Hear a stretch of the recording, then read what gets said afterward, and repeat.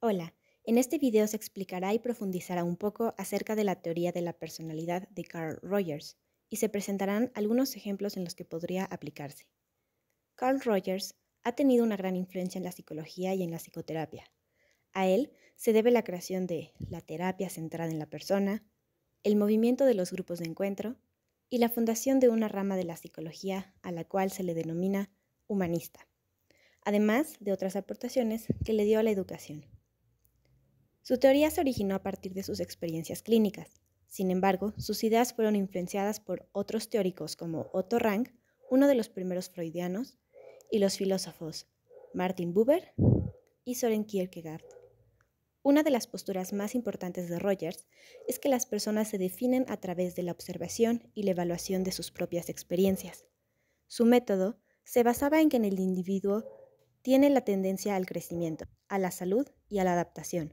Por lo tanto, la terapia se enfocaba en permitir al cliente recuperar el curso normal de su desarrollo.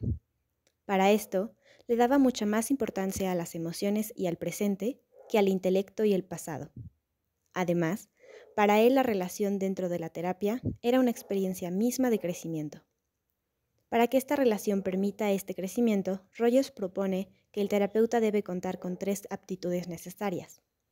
La primera de ellas se trata de la congruencia. Esta característica se refiere a que el terapeuta tiene que ser lo que es decir, auténtico.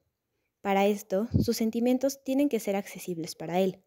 De esta forma, puede lograr una coherencia entre lo que siente, piensa y cómo se comporta. Un ejemplo de incongruencia sería si el terapeuta dice verbalmente que está de acuerdo con el cliente, pero que, si en realidad no lo está, su cuerpo lo expresará al cruzarse de brazos, desviar la mirada o cualquier otro tipo de movimiento que no le transmita al cliente que está realmente de acuerdo. En cambio, un comportamiento congruente sería si el terapeuta le indica que está de acuerdo, tanto verbal como físicamente, y esto sería, por ejemplo, si asiente con la cabeza o se muestra abierto. La segunda condición es la aceptación incondicional del cliente. Esto involucra una actitud cálida y positiva hacia éste. Para esto, es necesario que no existan prejuicios hacia él e involucra una valoración incondicional hacia su persona. Un ejemplo de una situación en la que esta aceptación incondicional no existe sería si el terapeuta se muestra prejuicioso. En un caso así, podría realizar comentarios como no debiste hacer eso o no deberías sentirte así. Y una vez más, esto se puede expresar tanto verbal como corporalmente. Por el contrario, un comportamiento de aceptación incondicional se presentaría cuando, a pesar de que el terapeuta cuente con valores propios y no coincidan con los del cliente, lo aceptará tal cual sin hacer juicios o críticas hacia él. Por ejemplo, si el cliente considera que mentir es válido en ciertas situaciones, pero el terapeuta no, este último no tratará de convencerlo de ello, ni lo rechazará, sino que lo recibirá tal cual. Por último, considera que la empatía es indispensable. Esto se refiere a que el terapeuta debe percibir las experiencias del cliente casi como si se encontrara adentro de éste.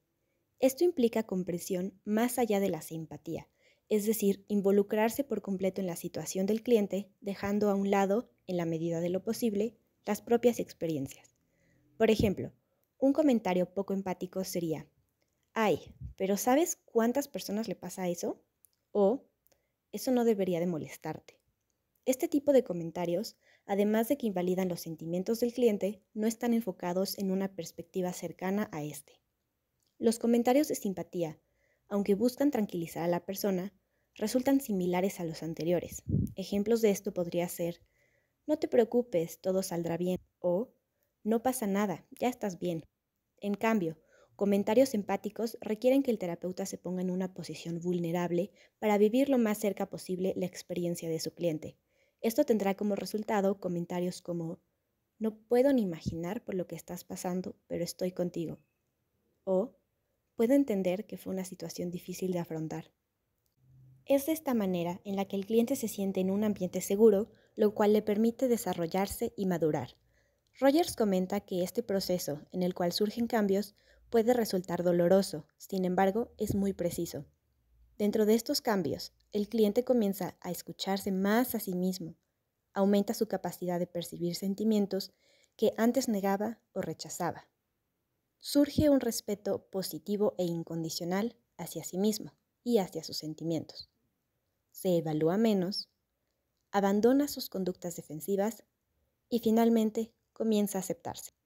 Para que esto suceda, es necesario que abandone la forma anterior de interpretar sus experiencias, la cual suele ser rígida y como si fuera algo externo a sí mismo. Rogers además propone una secuencia en la que el proceso de cambio se va dando. Esta secuencia está compuesta por 7 etapas, las cuales se mencionarán a continuación. No obstante, es importante mencionar que un individuo no necesariamente se encuentra en una única etapa, sino que puede tener elementos en su desarrollo pertenecientes a una, 2 o 3 etapas de manera simultánea.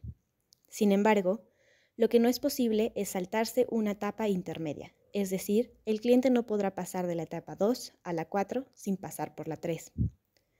Ahora pasamos a describir brevemente estas etapas. Dentro de la primera, existe una resistencia a comunicar el sí mismo y el cambio. Comunica acerca de hechos externos. Los sentimientos y significados no son reconocidos y tampoco admitidos como propios. Los constructos personales son rígidos. Además, las relaciones que pueden ser íntimas o que involucren mucha comunicación pueden ser consideradas como peligrosas. Adicional a esto, el individuo no tiene el deseo de cambiar. Un ejemplo de esto sería el comentario por parte del cliente como: es doloroso cuando alguien se aprovecha de uno. Esta frase no comunica el sí mismo, ya que habla en tercera persona. En la segunda etapa, comienza a fluir la expresión. Aunque los temas y problemas que se tratan aún son ajenos al sí mismo, por lo mismo no hay un sentido de responsabilidad ante ellos. Además, los sentimientos son descritos como si no pertenecieran al individuo o como si fueran del pasado. Los constructos personales son rígidos y pueden expresarse contradicciones. Ejemplo de esto sería un comentario por parte del cliente como: era como encontrarse muy triste. En la tercera etapa, hay mayor fluidez en la expresión, aunque ésta aún no se manifiesta como sentimientos o significados del presente. Además, dentro de la poca aceptación de sentimientos que hay, estos se perciben con una connotación negativa. Es importante mencionar que se considera que muchas personas que acuden en busca de ayuda psicológica se encuentran cerca de la tercera etapa. Un ejemplo de un cliente que se encuentra en esta etapa sería cuando comenta algo como: hice muchas cosas mal, me hizo sentir irresponsable. En la cuarta etapa ya hay una descripción de sentimientos más intensos y encontrados en el presente, aunque al hacerlo hay una sensación de desconfianza y temor. Aún no hay una aceptación de ellos, pero la construcción de la experiencia comienza a ser más flexible y a cuestionarse en cuanto a su validez. Además, empieza a haber una preocupación por las incongruencias que se encuentran en uno mismo. Ejemplo de esto sería cuando el cliente comenta algo como: me siento incapaz de hacerlo, esto depende de mí. En la quinta etapa, ya hay una expresión de los sentimientos en el presente, y de forma mucho más próxima a la plenitud, esto suele despertar sorpresa y temor. Sin embargo, ya se reconocen como propios y además lleva a un deseo de ser estos sentimientos. También, la experiencia se construye de forma menos rígida, y los constructos personales se cuestionan de forma crítica y se acepta la responsabilidad de los problemas. Un comentario por parte del cliente que demuestra esta etapa sería algo como: estoy cansado de fingir quien no quiero ser y comenzar a ser quien realmente soy. En la sexta etapa, los sentimientos fluyen de forma directa, inmediata y rica. Ya no hay temor, necesidad de negarlo o de luchar contra esto. El cliente aún vive la experiencia de forma subjetiva, pero el sí mismo ya no se percibe como algo externo. Un dato interesante es que en esta etapa comienza a haber una relajación fisiológica.